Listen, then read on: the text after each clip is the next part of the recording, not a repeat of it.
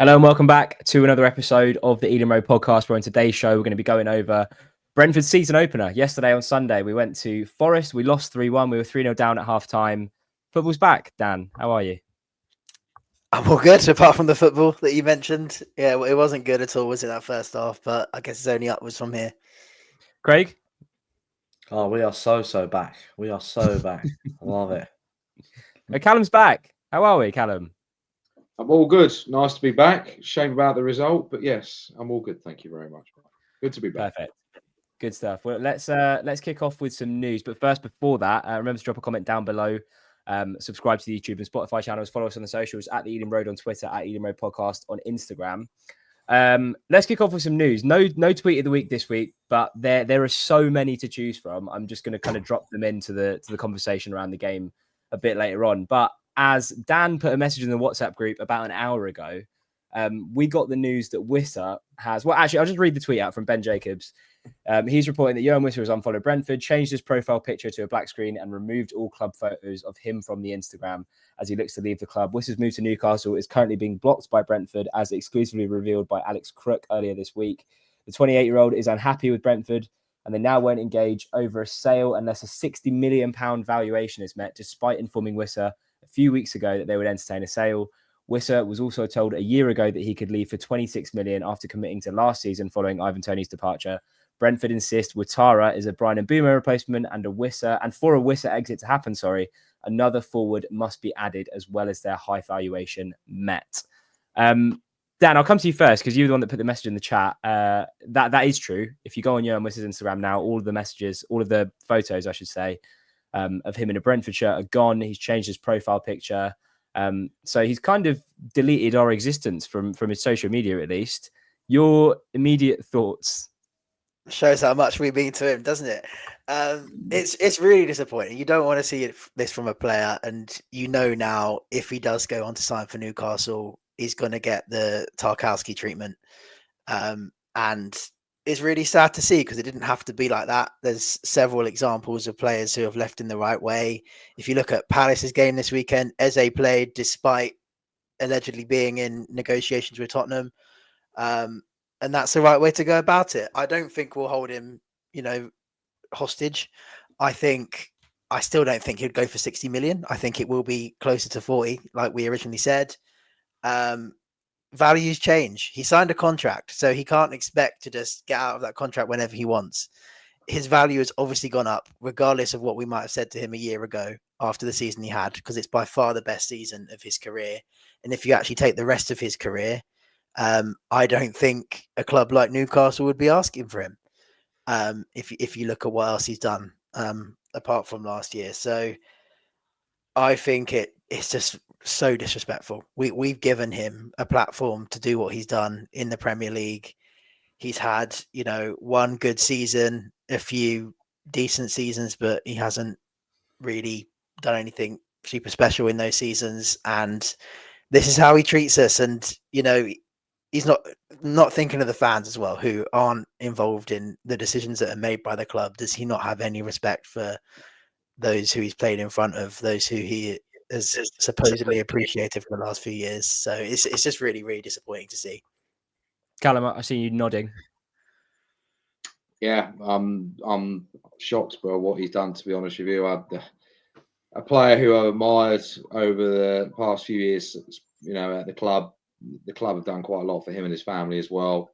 We gave him a chance in the Premier League, and to do this is just unspeakable, to be honest with you. Throwing his toys out the pram like this to get a move. I can see him go to Saudi, to be honest with you. They'll pay the money. You said this about Toney last year as well, Callum. Yeah, I know. Yeah. And I'm usually right. So yeah, that's exactly that's exactly what's going to happen. He's going to end up going to Saudi. Newcastle, they can get better. So frustrating, Mike. Craig, I think we've got some new lyrics for Freed from Desire. Do you think? Maybe? I reckon the old James Tarkowski and Martin Rowland's song is going to get changed to be Yoane Wissa as well. But we won't see him in Brentford yet again. I know that's probably part of your next question, but we're not going to see him in a Brentford shirt again. And I think that there are a lot of Brentford fans, if not all of them, that don't want to see him in a Brentford shirt again anymore. And if he does, he'll get a very sour reception, that's for sure. It's weird to have like two situations like this in the same window, because this kind of thing does happen not that often, but to have Isak on strike at Newcastle and Wissa now seemingly on strike at Brentford, it is odd. I wonder, like, if that's the way football's going in terms of player power. Do you think that we're going to see this more and more now? What's the point? Why would anyone want them? Yeah. What's the point of a contract as well then? If at any point a player can just refuse, what's the point in having a contract? Like, but the thing is, do you really think it has any weight though? Because Isak's saying he's not going to play for Newcastle again. He's not going to get fucking paid then. So surely if they keep him, he has to play again. But he's just all it's done is completely sour the relationship between him and the fans. For example, if Wissa came back to if Wissa does stay at Brentford and he bangs in a few goals in his first game and in important games, are we going to switch our opinion, or are we still going to call him a dickhead? I'll always judge him for what he's done, I think.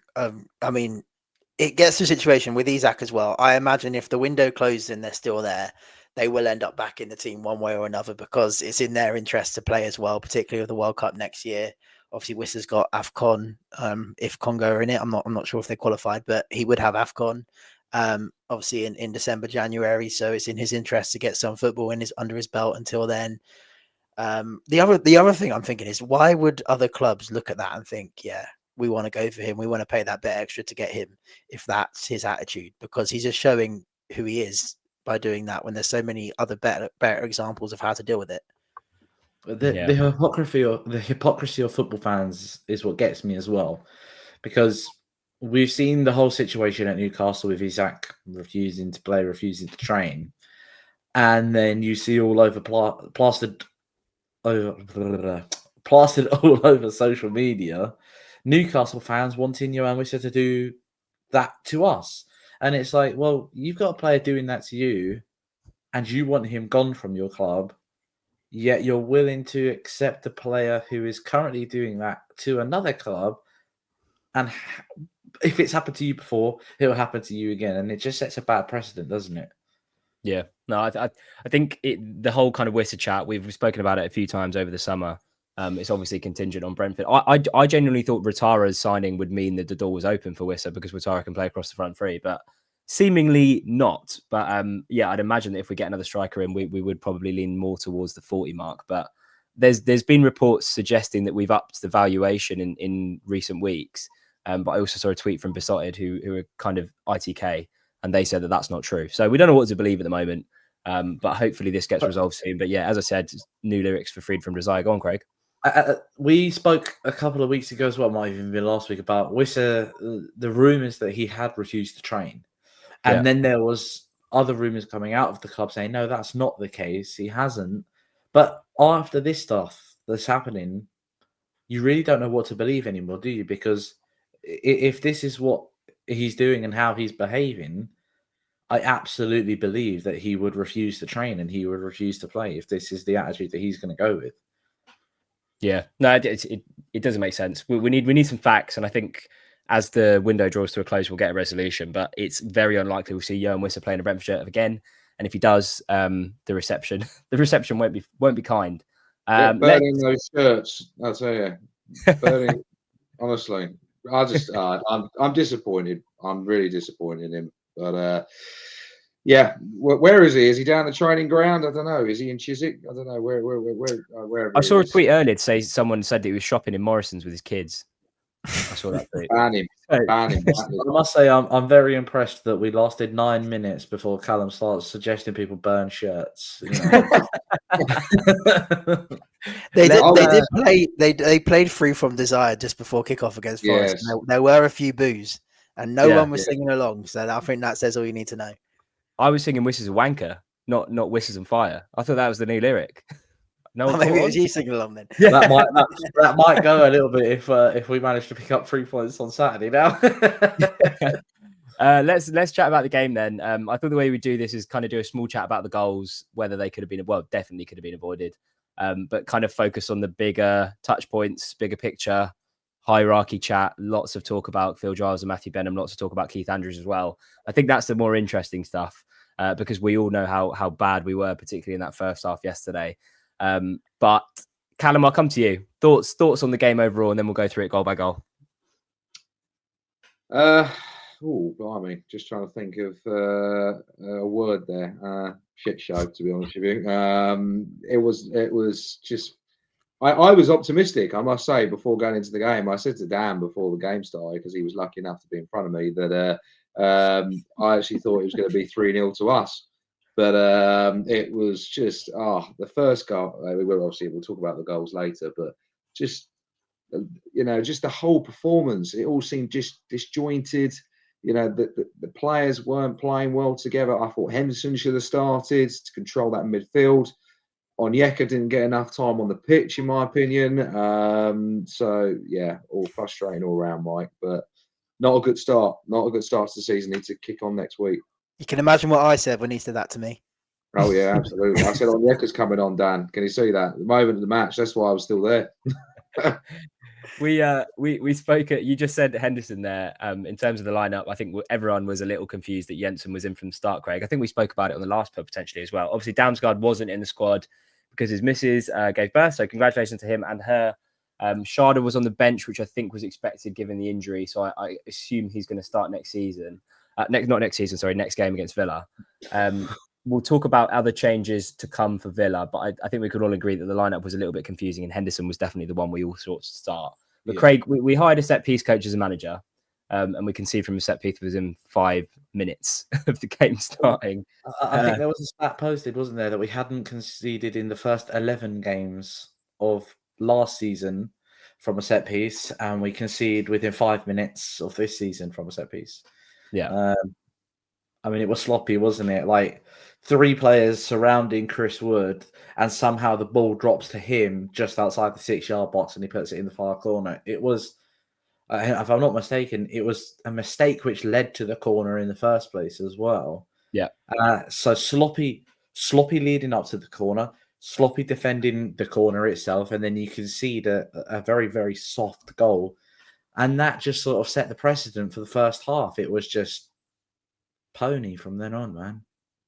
Dan, I was thinking we'd do well to go in at half time at 1-0, but then obviously the 2 late goals make it 3 before the break. Can you make sense of those goals a little bit? I'm thinking the defending for the Gibbs White assist to Ndoye is pony, to use your phraseology there, Craig. But what about the second as well? Or just both those goals. Oh, it's nothing new conceding in 2s. We've spoken about that before. Yeah. I mean, Collins was actually keeping everyone on side for the Ndoye goal. So you could argue that if Collins was up in the line and doing what everyone else was doing in the back line, then perhaps Rico Henry was doing the right thing in pushing up rather than getting close to his man. So in that sense, it could be easily avoided. I thought we lacked quite a lot of communication and leadership and organization throughout. So it doesn't surprise me that we were slightly disorganized for that one. The third one just sums it all up. Just a misplaced pass, between 2 players who, we would start even in our best 11. I think it was catching throughout the team, to be honest. But by the end of that half, even those players that we have down as regular starting 11 players, really good players, I think that just the complete lack of anything in that first half affected them. And terrible ball. Chris Wood's already on the run. No one is anticipating that run. And it's, by the time anyone tries to catch Chris Wood, he's already gone, and he's not the quickest of players, but he was there anticipating it, and they were first to everything. And it comes back to what I said probably in the last episode. Well, are we really ready for this season? Are we as sharp as we could be? We had very few friendlies, and obviously a lot of players either weren't fit to start. We don't know what the story is with Henderson, or are not available for other reasons. And I don't think that'll be our starting 11. I think 5 or 6 of that 11 won't be in the starting 11 in a few weeks' time. But 5 or 6 potentially, I think everyone not in defence apart from Yarmo, I don't think will necessarily be in the starting lineup in a few weeks' time. And Rico Henry potentially as well. Might not be. And it's just concerning that we've gone into the season and we just looked unprepared. Just the organisation, everything. we just did not look ready for this game. I think what worried me the most, there was quite a lot that worried me, but I think what worried me the most was just the lack of, and obviously it's to do with Henderson not being there, but I just thought the fact that Sepp and Collins had the most touches out of anyone in our team, and our midfield was basically non-existent. It was just, it felt like a naive lineup from Andrews, to be honest, to chuck in Malambo, who was, I think he had a few touches here and there, but he just did not look anything like the player that we saw in pre-season. He looked a bit scared. But to give him his debut against Forest, to a big, strong, physical team, I'm not sure that was the right call from Andrews. Igor Thiago, I've got written here in the running order throw to Dan, but I'll come to someone else first because we've spoken about him a little bit. He was another one that has garnered quite a bit of attention. Lots of groans from the away crowd whenever there was a duel that he lost or whenever there was an astray touch that he took. Craig, Callum, either of you want to talk about his performance yesterday? I'll let Craig take this one. Go on, Craig. You go first. I'll go first then. Yeah, well, thank God that he's not like 6'2" and built like a brick shithouse. You know what I mean? Otherwise, you'd be concerned he wouldn't win a header at all. But it was disappointing. It was disappointing. We knew that he was brought in to be Ivan Toney's replacement, and then obviously he had the issues that he had last preseason as well, which stopped him from playing for a long, long time. But when you're brought in to be a target man, and you don't win anything, if he hadn't scored that penalty, we would be having a very, very serious conversation about whether he should even be in the starting lineup, with or without a striker in the team, by the way. With or without a striker. If we sign another forwards, his position is in serious, serious jeopardy, because that was a poor showing. And if he doesn't pick up anything more from the next couple of games, I mean, obviously being at home is great for us in the next game, and then being away to Sunderland, the newly promoted side who are going to be going for everything. If he can't pick himself up and dust himself off and win a few aerial battles, then he's not causing anybody any problems, is he? He's causing us more problems than them. That's the problem. That is the problem. It's a good point. I didn't think he played very well yesterday at all. I thought he looked. I don't think he looks match fit either. He didn't play much towards the end of last season. He played a few games after his injury. Then pre-season we only had 3 fixtures, and then yesterday just looked a bit lost. I mean, he was back at centre back at one point, Thiago, wasn't he? I mean, Anne was going bonkers. I mean, he wouldn't look out of place. I mean, 6 foot plus, centre back. But I just don't know what was with him. But we're a little concerning. But he'll go and score a hat-trick on Saturday. At times, if he didn't have a number 9 on his back, he wouldn't have thought he was a forward. That's for sure. True. I think that was on the organisation of the team. The fact that he dropped into centre back, long after the set piece. I think he originally might have come back for a set piece, but he was still there a good few minutes later. I think that just gives me wider concerns about whether these players know where they're meant to be, whether we've done enough work, whether everyone's clear on the structure and the organisation. Keith Andrews talks a lot about structure, but I didn't see much of it in the first half. But I mean, on Igor Thiago, I really want to be wrong about him, but like I said in the last episode, and I know quite a lot of people, I think it's a bit mixed, but quite a lot of people didn't agree with what I said. I just haven't seen any signs. If you're not doing the basics that a target man should be able to do by this stage, having a full preseason, Rico Henry, I think, looks more like himself now after having a full preseason. Even Aaron Hickey, from what we've seen of him when he's come on, I think Igor Thiago still looks well off it.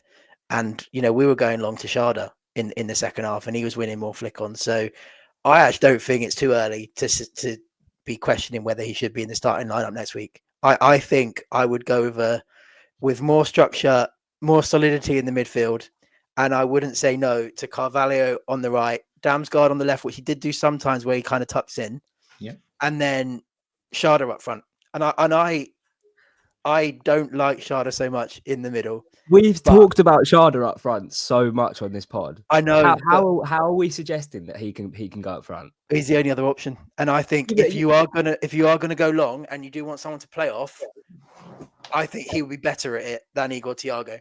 I just think he's come into so much criticism, but he was so isolated during that game. When he was the target man, he was so isolated. Yes, he should have won more duels, but against Murillo and Milenkovic, who everyone was ranting and raving about last season as one of the best partnerships outside the top six, he was bullied. And the same way that a lot of other centre forwards in the league would be bullied as well. I just think it's way too early to be judging a guy who we paid a lot of money for based on one performance against two of the best centre backs in the league. I want to be wrong, but it's not just this game. You know, I know, he's not played any of the games. Yeah, I get that. But when we have seen him, I thought I would see a sign, a little something. You know, like when Sharda first joined, we weren't. You know, a lot of people weren't convinced about him for a long time, but we could see that he had those attributes, and we could see a little something from him, a glimmer of something every now and then. And I think still from Igor Thiago, we're missing even that. Just a little sign. So, you know, that was good. That piece of play he just did there was good. I'm not sure we've seen that. Maybe in his very first game or two, but certainly nothing since then. Either of you two want to chip in? Well, it's one of those ones where if I said it a second ago, if Thiago hadn't scored, so many people would have written him off from that one performance. And even though it was a penalty, your job as a striker or wherever you are on the pitch, if you get given the ball as a penalty, your job is to put it in the back of the net. And if you can do that successfully, fantastic. And obviously he puts it in, makes it 3-1, a nothing goal in the end of it. But that's his first Premier League goal. And I think that was his 8th, maybe 9th appearance for us in the Premier League. I'm not mistaken, it might have even been his first start in the Premier League. So I don't know if he started any at the back end. He started against Newcastle at home last season, I want to say. Did he beat them 4-2? Yeah. I wasn't sure if he'd started that one. But yeah, if he hadn't scored, it would have been a totally different conversation. But I thought that he was much better in the second half when we brought on Henderson. He's going to kill me. This is going to kill me. And Callum's going to love this one. When we brought on Henderson and Frank Onyeka and Kevin Sharda and moved Fabio Carvalho to the right wing, who, by the way, I thought was one of the better players in the second half. When he was played on the right wing and not the left wing, I thought he was one of the better players. He had their left back. I can't even remember who it was. I think it might have been, was it Alaina at one point at left back? Williams. He had it. Or Nico Williams, he had him on toast a few times. And Sharda was making those back post runs into the penalty area. But when you're up against Milenkovic and Murillo, you're not going to win very many headers, especially in their penalty area. But once we brought on players that shored up midfield, it done better for us. I know we're going to talk about Henderson, and I know we're going to talk about the second half. But last season, we were hyper-focused on one position. Whenever we lost someone out of that position, whether it was Norgard or Jan out, or even without Frank Onyeka for the whole season, we were so hyper-focused on having a 6 on the pitch that you go into a season with a midfield three of Jensen, who is... I don't even know what position he is anymore because that was not great. I don't think he should be starting games in the Premier League. I said this in the build-up to the season. I don't think he should be starting games in the Premier League anymore. Yarmo, he has got such a high ceiling, and we know that as Brentford fans, and he will play a lot this season. And then Milambo, you throw into his first game of the Premier League against Forest, as you said, and they've got that Sangare at 6 as well for them, and he was massive. He was huge. And there was no way that Milambo was going to win anything against him. And it must be so demoralizing in your first Premier League game to be just pocketed straight away and so easily as well. Then we change the formation in the second half. We bring 2 6s on. We put Fab in a more comfortable position out on the right-hand side. We bring Kevin Sharda on. And before the goal, we'd had 4 or 5 half chances that were from set pieces. Well, I say set pieces that were from Coyote's long-ass throw-ins that we had a couple of chances from. Sepp had one, didn't he? He rose the highest, won the header. Unfortunately, their defender, whoever it was, got up with him as well and goes out for a corner. KLP wins something at the back post, doesn't he? And it loops over the crossbar. Nathan Collins wins a couple as well. And then the penalty. We were creating chances when we went to a more traditional setup that we've seen, especially into last season. Without a 6, we look lost. We look lost without a 6.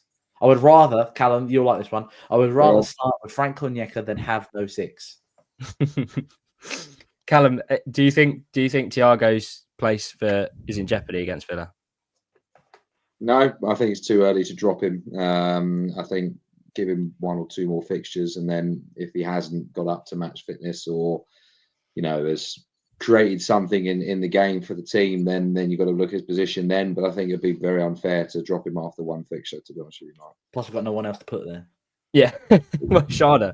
So I think it's too early, and I don't know if I'm clutching at straws. Let us know in the comment sections. But I do think he did look better after he scored. There was literally, as soon as he scored, there was a point where he actually won a duel. He got away from a couple of players like deep into our half and played the ball back to Cohesion, and we started another attack. I didn't imagine that. I saw it happen. He that shouldn't be celebrated though. Like that, no. Like what you just said there. It's like he won a duel. Like we shouldn't be celebrating that. No, we shouldn't. I know what you're saying. I know that we haven't seen like a little bit of something to suggest that he's going to be an amazing player for us. But I do just think it's far too early to judge, given the injury record, given the fact that it's a new manager with a new team. I just think we need to give him at least a few more games before we start saying let's drop him from the team and stick Shada in the 9 again, which we know has not worked in the past because he doesn't have the capability. Or Dango. Forgot about him. Dango could go there. But let us know in the comment section, because this is a really interesting point, and I feel like Brentford fans are torn, at least in that way. And it felt like every time he did get bullied off the ball, everyone was like, "Fuck's sake, Thiago!" And we've seen that with Brentford players in the past. People do tend to get scapegoated. But I heard his name get shouted in that terrace a lot of times during the second half. So yeah, let us know in the comment section down below about your thoughts on Igor Thiago. The next thing that I think we should talk about is Keane Lewis-Potter, because I don't know where he's. We said on the last episode that we think. Well, I said that I think I might prefer him at left back. Where are we with Keane Lewis-Potter? Because pre-season wasn't great. Yesterday, his threat going forward was non-existent. If someone wants to chime in with some thoughts on Lewis-Potter, I'm not sure threat is the right word to use because he didn't have any. It felt like he didn't have any. And when we changed in the second half to have Shada, Fab, and Thiago, we looked so much more dangerous. Yeah, it's unfortunate for KLP, but after all of the hard work that he did last season, it feels like it's been completely undone. Putting him back in that forward line after everything he did last year, developing his game, changing his style, moving to that left back and making that position his position, he's completely lost all of that now because obviously Rico is fit, Aaron Hickey is fit, other players that can slot into that position as well. He's fallen down that pecking order. And because of our lack of forwards, where was Romel Donovan as well? Like, he wasn't even on the bench. He wasn't even on the bench. He's fallen down the pecking order at fullback. And once we've got Dango Tara fit up and running, once we've got Romel Donovan, where was he? Don't know if he's injured. Once we've got Kevin Shada fully fit and up and running, he falls down that pecking order as well. Now, if Keith Andrews is going to stick to favouritism in the players that he wants to play in certain positions, we'll see KLP play more. But if we want 3 points on a weekend, he needs to be willing to drop certain players who aren't performing to their full potential, Thiago included, and play what he's got, man. Take a risk. Romel Donovan was promoted to the first team for a reason as well. Again, don't know where he was this weekend.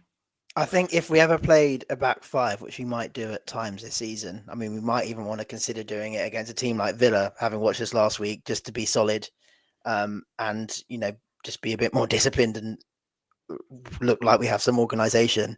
I think Lewis-Potter would be really good in that left wing back role because he's got more attacking threat than someone like Rico Henry. and he can do the defensive stuff. He would also have the protection of 3 centre backs behind him. But yeah, I agree that on the wing, I can see him getting lost this season, and it's really sad because he was one of our best players last year. And it's almost like we've just gone back 2 years to before when he was competing with Sharda for that left wing position. But yeah, I mean, yeah, I do think there's a place for him if we do ever play a back 5 at that left wing back spot. I feel less bad for judging KLP because it's not like we've not had enough time to see what he can do in that position, because he has had the time at left wing and he's never really looked like kicking on, especially that final product. We mentioned it so many times on the pod, but he can do the bits before, but it's when he gets to the shot or the cross, he rarely makes the right decision. In terms of that left back position that Rico Henry's nailed down, Callum, I've seen some criticism around his performance yesterday, which I think's crazy, because I thought Rico was probably the only one that could have left the pitch knowing that he'd put a shift in. What do you think? Yeah, I think he played well. First game back properly starting, I think, for well over it. Well, when was the last time he played?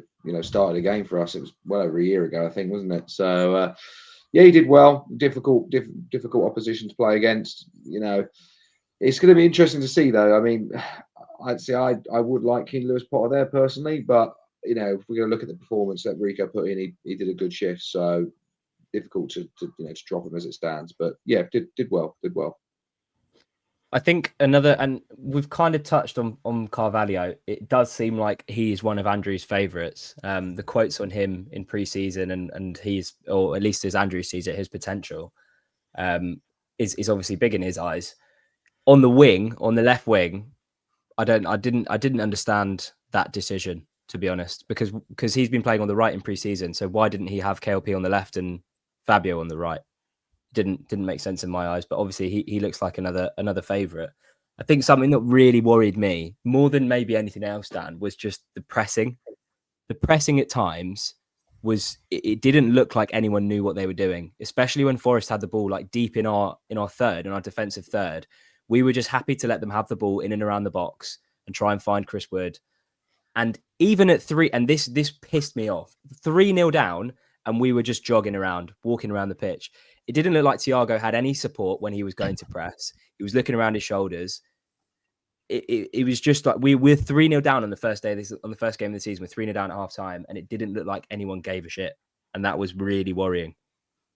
Yeah, and it comes back to what I said about where we really prepared. It might have been that, obviously normally we press from the front. It might have been Damsgaard's normally the one that starts that press, and he's a trigger for everyone else to come. And, I don't know how late we became aware that obviously he wouldn't be available due to his wife giving birth. So, was Malambo thrown in last minute? Did he not really know what his job was in terms of starting the press? But that's not good enough at this level. Everyone should know their roles. He's had a full pre-season, Keith Andrews, and everybody should have known their roles. And that is the worrying thing, because externally everyone's saying how he's this inexperienced manager, and he, therefore can be seen as quite potentially naive. And I've seen us being described as naive quite a lot about our performance at the weekend. And you can see where they're coming from. We can't defend that because we did just look completely disorganized as a team. And that is kind of what you expect as a minimum. Even if you're going to lose a game, even if you're not going to be technically good on the ball, we've got to be looking more organized than that. What was going on? There was just holes everywhere. There was. Let's talk about some of the bigger picture stuff. I mentioned that there was no tweet of the week, but there have been some all-timers this week. I'll read them out and then we'll kind of talk about some of them in a bit more detail. Jack Frost, Jack BFC3 says, unsurprisingly, when you sell your best players and don't replace them, despite knowing one was leaving and one refusing to play for nearly a month, and then only sign a player less than 24 hours before the first game, you're going to have a bad time. Ghost of Champ, JC, regular feature on Tweet of the Week. He said, if you're going to hire a bloke who's never managed a first team game of football, at least recruit some players to help the poor fucker. Giles is a prick. And then we've got Uzi. Yeah. Then we've got Uzi as well, saying, forget De Boer to Palace or Hodgson to Liverpool. This is the worst ever managerial appointment in Premier League history. Brentford, you screwed your entire future from established Premier League side to certified relegation candidates. So yeah, that's the general gist of the kind of negative section and cesspit of Brentford Twitter that seems to come out after every loss. But there's been lots of pelters for Giles and Benham, even when we kind of tweeted out stuff over the summer period about the not lack of activity, but the lack of activity in the key areas, the Mbeumo replacement and the Wissa replacement, because everyone knew that Mbeumo was going to go, and Wissa, he wants to go, so we need to be looking at those areas. Do we understand this criticism, given we've just played the first game of the season and Matara is the only one through the door in terms of the forward line? Do we? Anyone? It's nothing new, is it? We've been here before, and I think if you look around the Premier League, the top teams seem really prepared for the new season, and then you've got the likes of us. Wolves probably need a few more in. West Ham don't look very good at all. I think there's a few teams that don't look really ready for the season to start, and I don't think that's unusual.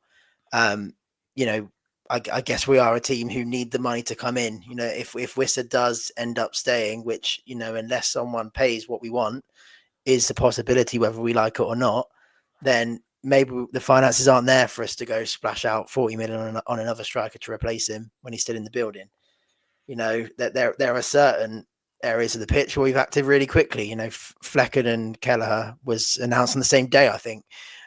Flecken leaving and Kelleher arriving, and Henderson's been in for a few weeks to replace Norgard. I think the key area is that front three, and I think we tried to get Amari Hutchinson first. That's what it seems to be like in the media.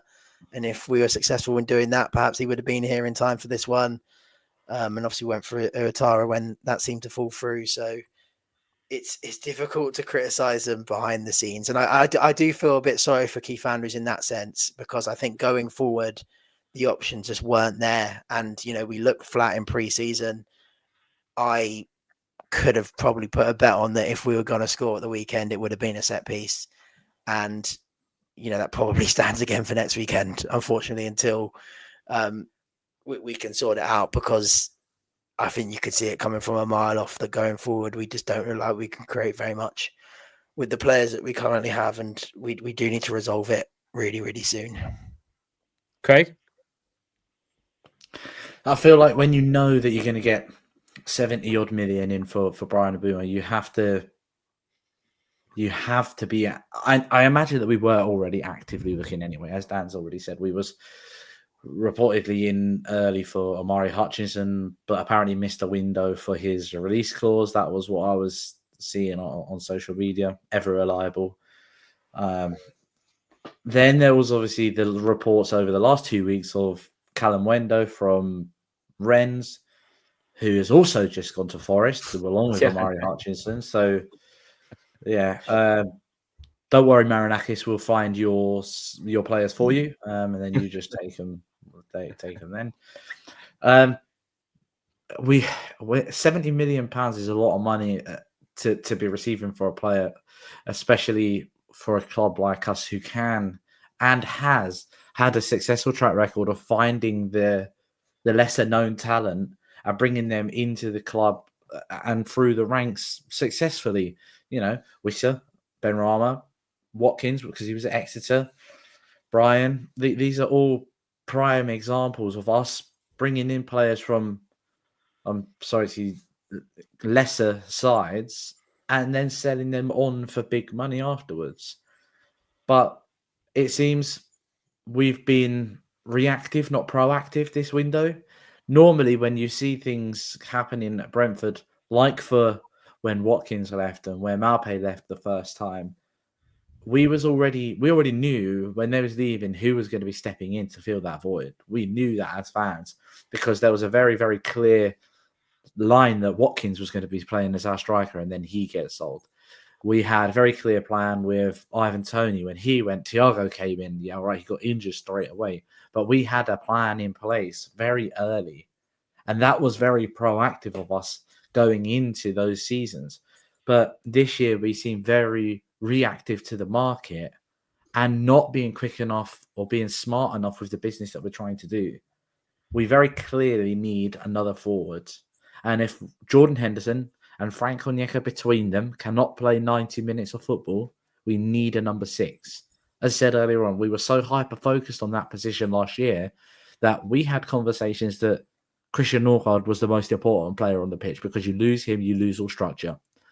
And it was remarkably apparent in that first half that without a 6 on the pitch, there was no structure whatsoever.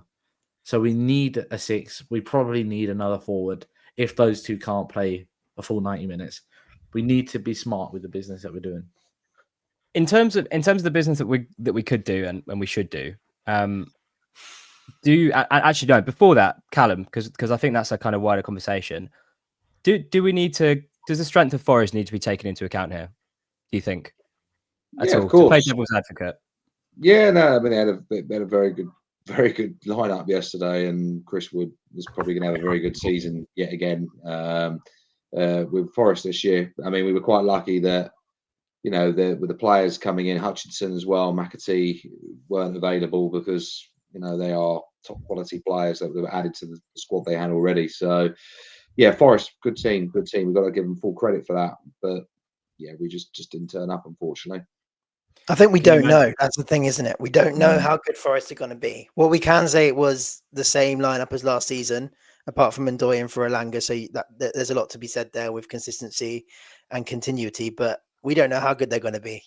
Some Forest sections are saying that they weren't prepared for the season. They'd only scored 1 goal in about 7 preseason games, and they weren't confident. But I guess in a few weeks' time, only we'll really know whether that was actually an understandable result or whether we're in a bit of trouble. I think one thing that we can say for sure is that will have been a very, very a bit of a wake up call, I think, for Keith Andrews, Craig, in terms of maybe the decisions that he made in terms of the lineup, in terms of chucking in Malambo from the start. I can imagine there were some strong words at half time and potentially some strong words at full time as well. Do you know what, to his credit, and I know people looked exactly for the point in his post-match interview where he said we can take some positives, but to his credit, I did think his post-match interview was very frank, to the point. Not like Thomas Frank, as in actually frank. Because Thomas Frank would have dressed it up and said that we fucking destroyed them for 90 minutes. All margins. Yeah. But no, I did think I wanted him to come out and kind of say I'm not happy with that, and he did say that. But I can imagine that's going to be a bit of a steep learning curve for Keith Andrews, Craig. Yeah, like Dan's touched on already. We obviously, the loss of Damsgaard is massive for us, and it probably did. You're probably right. It probably did result in Malambo being thrown in a lot sooner than what Keith Andrews had originally wanted. But to go into the game, this is obviously in my opinion, to go into the game with both Jordan Henderson and Frank Onyeka on the bench was criminal. We needed a 6 on the pitch because that's what holds our midfield together. And it was apparent last season.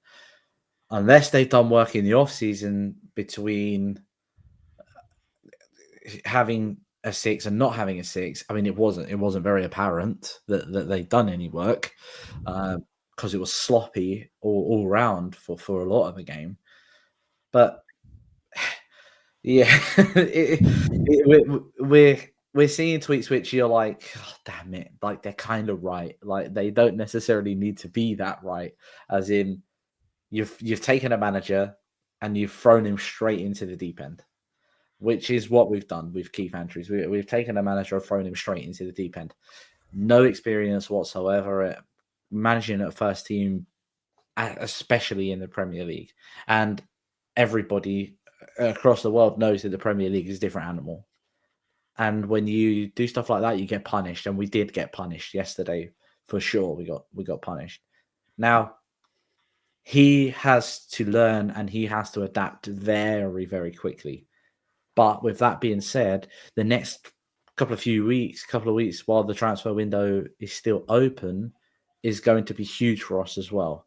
Because as one of them said, when you throw a manager in who has never done that, but then he doesn't appear to have got the backing that he needs to bring in the players in the forward positions that we need, you're stuck between a rock and a hard place at that point as a manager, aren't you?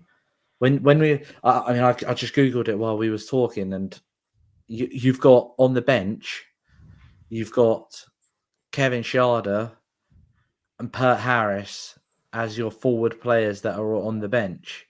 And then it was 7-8 of them were midfielders or defensive midfielders. 3 right backs. defenders and the goalkeeper. So when you don't have anybody that you can even bring off for the bench to make some kind of an impact, that's a problem as well.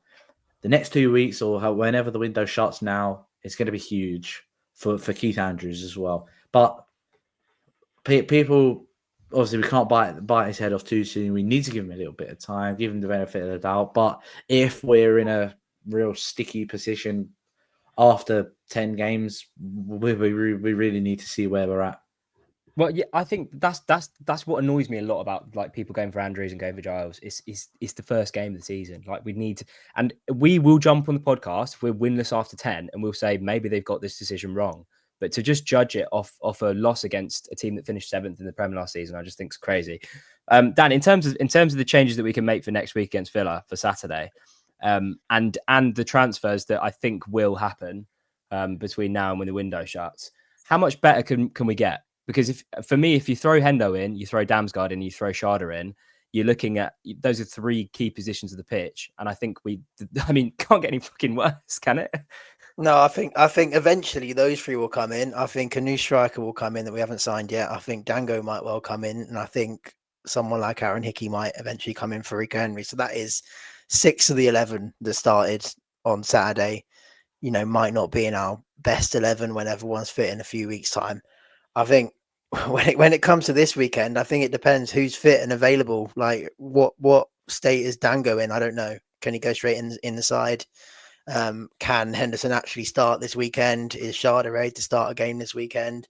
And I think depending on the answers to those questions, I think is whether we play a back 4 or a back 5. So I think if not enough of them are available, then I think we've got to play a back 5, be a bit more defensively solid, and at least get that structure right. Even if we don't have much going forward, we can't play a similar team and be so open again if so many players aren't available or ready to start at the weekend. I think Henderson's the most crucial one for me. I think you need someone to come in and demand the ball off the centre backs and just provide a little bit of structure in terms of that position. But it's what we've been saying for the last kind of couple of years in terms of how important Christian Norgard's been. I was just going to say, it's crazy to think that before the Forest game, when we did our preview, we was talking about we don't know what our strongest midfield is. We don't know what our strongest forward is. But even just after one game, I'm looking at next week's midfield as Hendo, Yarmo and Damsgaard, providing everyone could play. Like, that's the midfield that we have to go for. So gone from feeling like have no idea as to what we need to be looking at to this is what it needs to be in 90 minutes of football. It's crazy. Bit of clarity. Callum, round us off, mate. How are you feeling ahead of the Villa game? In the bag, 3-0. Job done. Come on, give us more than Who's that. Ollie Watkins? Give us more than that. They lost Ezri Konsa, didn't they? He got sent off against Newcastle. So I mean, is Martinez back though? He might be. Thiago's going to score. Red, or was that just a one-match ban in the last? Because he got straight red against Man United on the last game of the season. So I don't know. I think if he attempted to play the ball, it might be one match. So I think he might be back. I don't know. We'll have to see. How are we all feeling ahead of Saturday? Do we think? So again, I reiterate, silence is really good for an audio. Not great. I don't think we can feel great until we now see an improvement. You'd hope we'd react in the right way, but again, we've not been in this situation under Keith Andrews where we bounce back from a performance like this. Generally under Thomas Frank, we would improve in the next game, but we don't know, and there's so many uncertainties about who's ready to start, who's actually ready for this season. And although Villa didn't look great last week, they're still a very good team. They're another team who, are probably favourites to win the game anyway, even if we do turn up and play well. So it's going to be really, really difficult. I really hope we get something because I don't fancy going to Sunderland with them potentially 2 wins out of 2 if they beat Burnley. In our third game, I really would not be looking forward to that if we have no points going into it. Craig, can you be a little bit more positive than Dan, please, before I end the pod?